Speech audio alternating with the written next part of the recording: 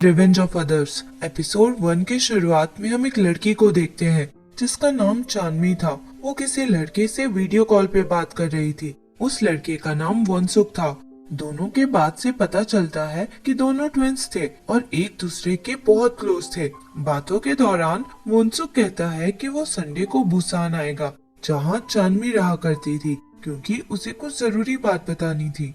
इतने में वोंसुक के पास कोई आता है और वो अपना फोन साइड में रख देता है।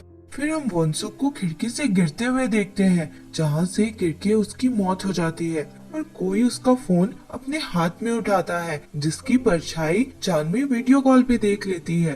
फिर हम एक शूटिंग कंपटीशन का सीन देखते हैं जिसमें चांदनी ने पार्ट लिया था। वो अच्छा परफॉर्म नहीं कर पा रही थी क्योंकि वो कंसंट्रेट नहीं कर पा रही थी। वो उसी वीडियो कॉल के बारे में सोच रही थी क्योंकि उसके बाद से उसके अपने भाई से बात नहीं हो पाई थी। फिर सीन शिफ्ट होता है और हम एक लड़के को देखते हैं जो एक बोलिंग एली में काम कर रहा था। इस लड़के का नाम सोह्यून था। काम खत्म करके सोह्यून एक नर्सिंग होम पहुंचता है जहां उसकी मॉम एडमिट थी। वहां पे रिसेप्शनिस्ट उसको इन्फॉर्म करती है कि मैनेजमेंट उसकी मॉम को वहां से निकालने की बात कर रहे हैं क्योंकि उसने बहुत समय से बिल नहीं पे किया था। इस पे सोह्यून कहता है कि वो जल्दी पैसों का इंतजाम करके सब पे कर देगा। अपनी मॉम से मिलकर सोह्यून वापस लौट रहा था तो उसके सिर में जोर से दर्द होता है और वो बीच सड़क पे बेहोश होकर गिर जाता है। शूटिंग कंपटीशन के बाद चांदनी वापस ऑर्फेनेज आती है जहां वो रहा करती थी। वोंसुक भी पहले चांदनी के साथ ऑर्फेनेज में ही रहता था, पर जब दोनों 8 साल के हुए तो वोंसुक को अडॉप्ट कर लिया गया था। चांदनी वोंसुक से कांटेक्ट नहीं कर पा रही थी और काफी परेशान थी, इसलिए वो सोल जाती है वोंसुक से मिलने। वहाँ वोंसुक के स्कूल के बाहर कुछ लोगों से उसके बारे में वो पूछती है तो वो लोग उसे बताते हैं कि वोंसुक तो मर चुका है। वोंसुक की डेथ की बात जानकर चांदनी तो एकदम शॉक्ड रह जाती है और फिर बहुत रोने लग जाती है। चांदनी वोंसुक के पेरेंट्स से मिलती है जिन्होंने उसे अडॉप्ट किया था, तो वो लोग उसे बताते हैं कि वोंसुक ने सुसाइड किया है। उनकी बातों से लग रहा था कि उन्हें अपने बेटे के मरने का कोई दुख नहीं। वोंसुक की मॉम तो उसकी बुराई करने लगी थी। वो लोग कहते हैं कि उन्हें तो पता भी नहीं था कि वोंसुक चांदनी से टच में है। उन्हें पता चला जब उसकी चीजों में से उन्हें दोनों की फोटो मिली। उनकी बात सुनकर चांदनी को बहुत बुरा लगता है। वो बोलती है, आप लोग तो उसके पेरेंट्स हैं ना, तो मरे बेटे के बारे में आप लोग ऐसा कैसे बोल सकते हैं। वोंसुक के पेरेंट्स बहुत इंसल्टेड फील कर रहे थे क्योंकि उनके बेटे ने सुसाइड किया था। और फिर चांदनी को इग्नोर करके वो लोग जाने लगते हैं। चांदनी उनसे अपने भाई का फोन मांगने लगती है तो उसकी मॉम कहती है कि उनके पास फोन नहीं है।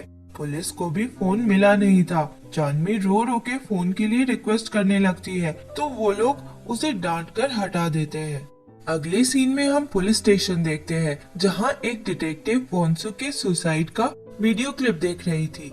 दूसरा डिटेक्टिव उससे पूछता है कि ये तो सुसाइड का केस है जो अब क्लोज हो चुका है, तो इसे क्यों देख रही हो। तो वो डिटेक्टिव उसे इग्नोर कर देती है। तभी चांदनी वहां आकर उसी डिटेक्टिव से मिलती है और कहती है कि ये सुसाइड नहीं है, मेरा भाई कभी सुसाइड नहीं कर सकता, बल्कि वो तो मुझसे मिलने आने वाला था। डिटेक्टिव उसे समझाती है कि जनरली सुसाइड केसेस में कोई प्लान करके नहीं करता, ऐसे ही अचानक से हो जाता है। चांदनी बताती है कि उस दिन वीडियो कॉल में ऐसा लग रहा था कि वहाँ कोई और भी था, किसी और ने फोन उठाकर कट किया था।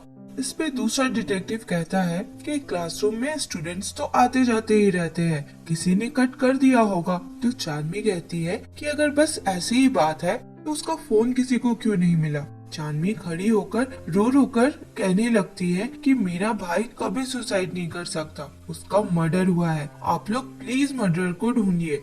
दूसरी तरफ हम सोह्यून को देखते हैं जिसे बेहोश होने के बाद हॉस्पिटल लाया गया था और बहुत से टेस्ट किए जा रहे थे। टेस्ट रिपोर्ट लेने के लिए सोह्यून एक न्यूरोसर्जन से मिलता है तो डॉक्टर उसे किसी गार्डियन के साथ आने को कहते हैं। सोह्यून कहता है कि मेरा तो कोई नहीं है, बस मॉम है जो नर्सिंग होम में रहती है। तो डॉक्टर कहते हैं कि तुम स्कूल में हो ना, तो अपने टीचर के साथ आना। पर सोह्यून वापस हॉस्पिटल नहीं जाता है और अपने काम पे लग जाता है। उसे हॉस्पिटल से अपॉइंटमेंट मिस करने पे मैसेज भी आता है, पर वो सोचता है कि मैं तो बिल्कुल ठीक हूँ, तो वापस क्यों जाना। अगले सीन में हम चांदनी को देखते हैं जो अपनी एक फ्रेंड के साथ थी। उसकी फ्रेंड उस पे गुस्सा हो रही थी क्योंकि चांदनी सॉल शिफ्ट होने वाली थी और वहीं के स्कूल में एडमिशन ले रही थी।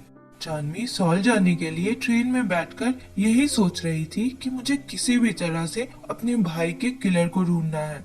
दूसरी तरफ सोयून बॉक्सिंग रिंग में बॉक्सिंग कर रहा था। वो अपने अपोनेंट को इतना ज्यादा मारने लगता है कि लोगों को आकर उसे रोकना पड़ता है। उसका कोच उसे ऑफर करता है कि वो उसका प्लेयर बन जाए, पर वो मना कर देता है ये कहकर कि उसे पढ़ाई पे फोकस करना है। सोयून जब बेहोश हुआ था तो किसी ने उसका स्कूटर चुरा लिया था।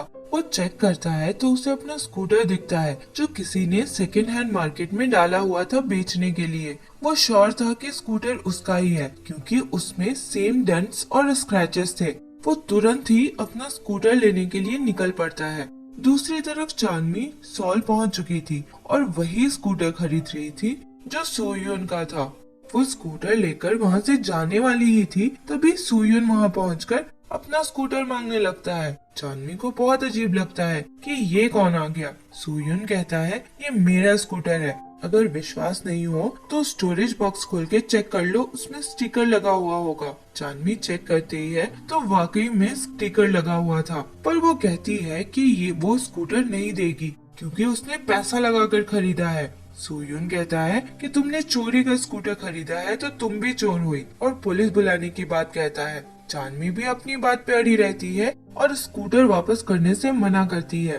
तभी एक ट्रक आकर हॉर्न बजाने लगता है क्योंकि सोयून के बाइक से रास्ता ब्लॉक किया हुआ था। सोयून अपना बाइक हटाने जाता है चांदनी को बोलता हुआ कि यही रुकना, पर चांदनी मौका का फायदा उठाकर वहां से निकल जाती है। सोयून भी फिर उसका पीछा करता है। चांदनी फिर एक हॉस्टल पहुंचती है रूम लेने के लिए, जहां ओनर उसे रूम देने से मना करने लगता है क्योंकि वो एक स्कूल स्टूडेंट थी। चांदनी रिक्वेस्ट करने लगती है कि प्लीज मुझे रूम दे दो, मैं बहुत अच्छे से रहूंगी और बिल्कुल भी शोर नहीं करूंगी। इधर उन चोरों ने जिससे चांदनी ने स्कूटर खरीदा था, स्कूटर में एक ट्रैकिंग डिवाइस लगाया हुआ था ताकि वो लोग फिर से स्कूटर चुरा सके। वो लोग स्कूटर लेने पहुंचते हैं, तभी सोयन भी वहां पहुंच जाता है और सारी सिचुएशन समझ जाता है। चोर उसे देखकर भागने लगते हैं। सोयन उनका पीछा करता है। बॉक्सिंग में तो वो अच्छा था ही, अकेला ही दोनों चोरों से फाइट करने लगता है। एक चोर उसके सिर पर गमला से मारता है जिससे उसके सिर पे बहुत तेज दर्द होने लगता है और उसी समय चोर वहां से भाग जाते हैं। सोयन अपना सर पकड़कर आ रहा था। उसे होश नहीं था कि पीछे से गाड़ी बहुत तेजी से उसकी तरफ आ रही थी। वो गाड़ी उससे टक्कर मारने ही वाली थी कि चांदनी उसे बचा लेती है। चांदनी फिर उससे कहती है, मैंने पैसे देकर तुम्हारा स्कूटर खरीदा, भले स्कूटर चोरी का था और मैंने तुम्हारी जान भी बचाई, तो अब ये बात यही खत्म करते हैं। सोयन बेमन से अग्री कर लेता है। अगले दिन चांदनी स्कूल जाने के लिए स्कूटर लेकर निकलती है। उसने उसी स्कूल में एडमिशन लिया था जहाँ उसका भाई पढ़ा करता था ताकि वो मर्डरर को ढूंढ सके। एक तरफ से चांदनी जा रही थी तो दूसरी तरफ से सोयन बाइक पे था। दोनों टकराने वाले थे। बचने के चक्कर में चांदनी का बैलेंस बिगड़ जाता है और वो कचड़े में जाकर गिर जाती है। वो पूरी गंदी हो गई थी तो सोयन उसकी हेल्प करने की कोशिश करता है, पर इस चक्कर में चांदनी का पूरा शर्ट भीग जाता है जिससे सोयन थोड़ा एम्बैरेस हो रहा था। वो अपना ब्लेजर खोलकर चांदनी को दे देता है और वहां से चला जाता है। चांदनी भी उसके साथ साथ ही स्कूल पहुंचती है और अपना स्कूटर उसके बाइक के बगल में ही पार्क करती है। वहाँ एक आदमी कहता है कि ये पार्किंग स्पेस नहीं है, यहाँ पार्क नहीं कर सकते, पर सोयन का जैकेट देखकर अज्यूम कर लेता है कि चांदनी सोयन की गर्लफ्रेंड है और अलाउ कर देता है। चांदनी स्कूल पहुंचती है तो कुछ लड़कियां नोटिस करती है कि उसने सोयन का जैकेट पहना हुआ था और जाकर एक दूसरी लड़की जीयून को बता देती है। जीयून शायद सोयन में इंटरेस्टेड थी और ये जानकर उसे अच्छा नहीं लगता। चांदनी क्लास पहुंचती है तो पता चलता है कि सोयन भी उसी क्लास में था। टीचर सोयन को देखकर उसे डांटते हैं कि तुमने प्रॉपर यूनिफॉर्म क्यों नहीं पहना है, तो चांदनी अपने बैग से उसका ब्लेजर निकालकर उसे देती है।